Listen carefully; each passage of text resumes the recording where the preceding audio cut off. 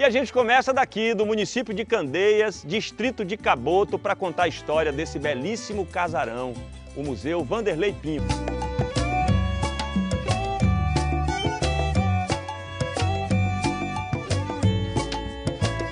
Para falar sobre o museu, eu converso agora com o historiador Jair Cardoso.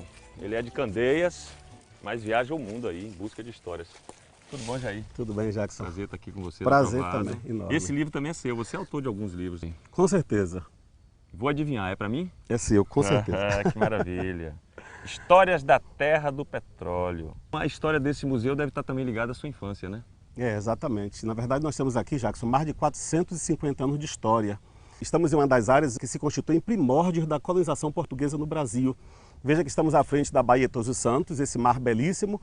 Aqui exatamente a Baía de Aratu. Aqui, portanto, se constituiu esse engenho belíssimo, que é o engenho Freguesia, que depois se transformou em museu. Mas não só esse. Aqui foi constituída uma florescente freguesia pequena, tinha apenas 1 légua de comprimento e meia de largura, de frente a essa ilha aqui, que é a ilha de Maré. Os escravos aqui, inclusive, fugiam a nado, buscando a liberdade. Saíam daqui para a Ilha de Maré. Ilha de Maré. E morriam, muitos deles morriam na travessia. Por isso, muitos dos nossos ancestrais africanos morriam aqui na tentativa de buscar a liberdade, formando quilombos na Ilha de Maré. Inclusive, a primeira sinagoga do Brasil, ao que tudo indica, tem indícios, também teria ocorrido aqui.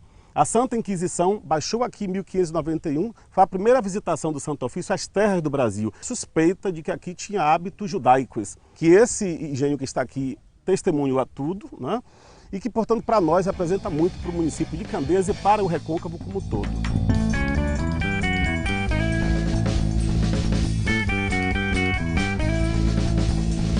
A Sesmaria aqui foi entregue provavelmente a Sebastião Álvares em 1560. O padre Manuel da Nóbrega esteve aqui, atravessou de São Tomé de Parípia, que chegou para então catequizar os índios. Nós percebemos aqui inclusive relatos do padre Manuel da Nóbrega dizendo que conquistou os índios tocando flauta, tocando e dançando.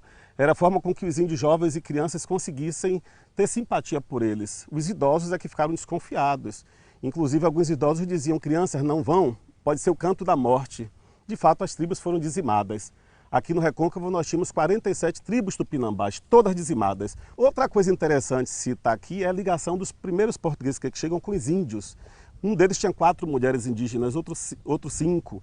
Na verdade, eles procuravam viver um pouco a vida dos índios. Eles se pintavam, inclusive participavam de cerimônias religiosas junto aos índios. Talvez por isso também não tenham ocorrido guerras aqui. Ao contrário de São Francisco do Conde, de Passé, uma freguesia aqui também muito próxima e próspera, onde lá as guerras com os índios foram assim terríveis. Eu pedi para você falar um pouco sobre a história desse casarão, falar da arquitetura e as coisas que ela abrigou aí. Esse casarão, na verdade, ele é do metade e final, provavelmente do século XVIII.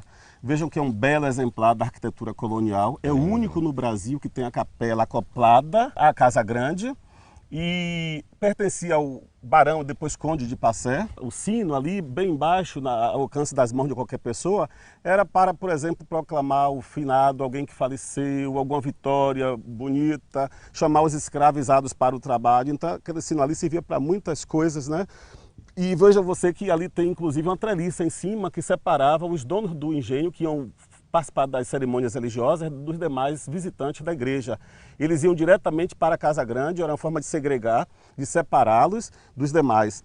Veja também que outra característica aqui interessante mostra o aburguesamento das relações na cana-de-açúcar.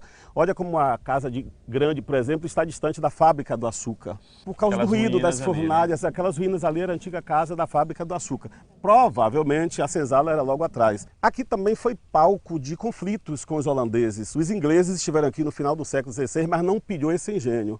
Mas durante o século XVII, por diversas vezes, os holandeses aqui vieram, queimaram, incendiaram esse engenho. Aqui, por exemplo, ficaram 966 homens no período da Guerra da Independência na Bahia, de prontidão aqui nas águas da Baía de Aratu e do Rio de Matuim, esperando as tropas que vinham do Recôncavo para libertar Salvador.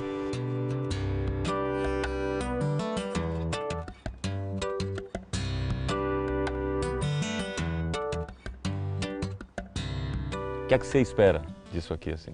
Restauração, gente, por favor, aos poderes públicos, quem puder, restaure isso aqui que é a nossa alma.